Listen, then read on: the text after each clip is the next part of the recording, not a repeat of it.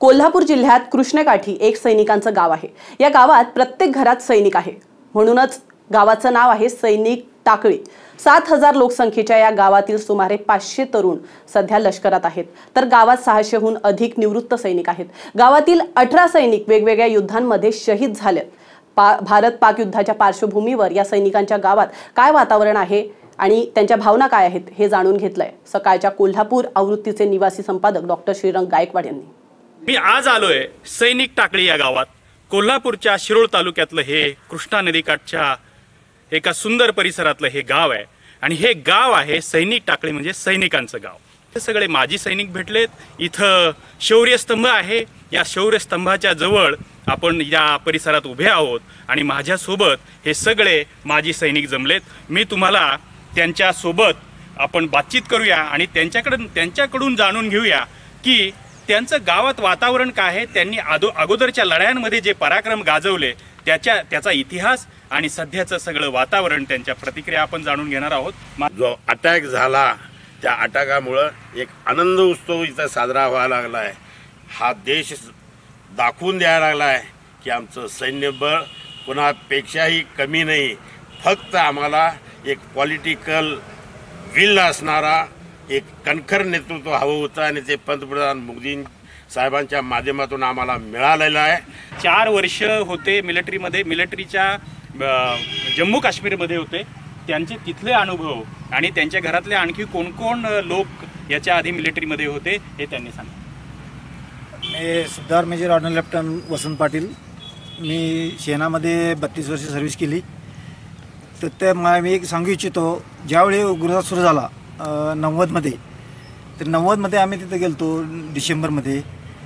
तर त्यावेळी त्यांचे जे संघटना होत्या, एक JKLF Jammu Kashmir liberation front आणि हिजबुल मुजाहिदीन, त्यावेळी जो उग्रवाद सुरू होता त्यावेळी आमच्या आर्मीनं जी कारवाई केली त्याच्यामध्ये दोन्ही संघटना बरबाद झाल्या।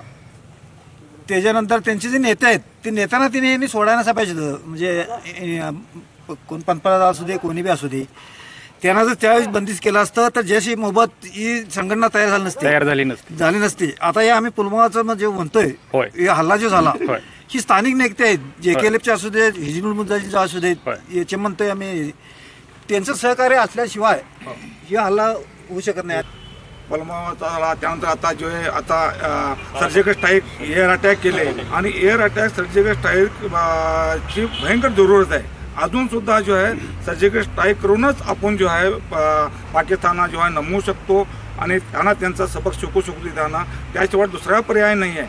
अगर पर्याय आहे, आता मोदी सरकारने अगर तो पर्याय अवलंबला तर आम्ही सुद्धा एक सर्व्हिसमॅन असून दे, माजी सैनिक आहेत, आमचं वय झालेलं आहे आणि आमच्या गावामध्ये भयंकर प्रतिक्रिया आहे की आता वय झाले सुद्धा आम्ही देशासाठी लढणार आहे। यासाठीच आम्हाला जो आहे एक मी बोलू इच्छितो की आम्हाला गव्हर्नमेंट देते, आम्हाला आमचे फॅसिलिटी दिलेले आहे ह्या कामासाठीच आहे। अगर आम्हाला आता बोलवले तरीसुद्धा आम्ही जाऊन ज्या त्या फॅसिलिटी घेतलेल्या फॅसिलिटीचा आम्ही पाठपुरावा करू शकतो आणि देशासाठी आम्ही कोणतंही काम करण्यासाठी आमचे गावातले किंवा आपल्या देशातले सैनिक सज्ज आहेत, तयार आहेत आणि त्यांचे। भारत हा शांतीपूर्ण राहणारा देश आहे, शांतता बाळगणारा देश आहे, अहिंसावादी देश आहे, हा गांधीजींचा देश आहे।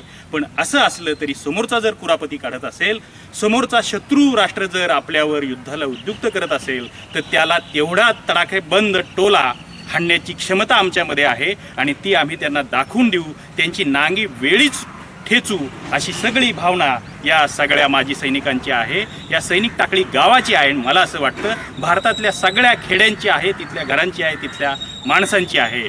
म्हणून या अमर जवान ज्योतीच्या समोर, या स्तंभाच्या समोर आपण सगळ्यांना तिथं सैनिक जे लढतायत सीमेवर त्यांना त्यांच्या पाठीशी राहूया, त्यांना शुभेच्छा देऊयात आणि आम्ही तुमच्या सोबत आहोत हा आधार त्यांना आपण देऊया, हा शब्द त्यांना आपण देऊयात आणि सगळेजण परत एकदा भारत मातेचा जय जयकार करू। भारत माता की जय, भारत माता की जय।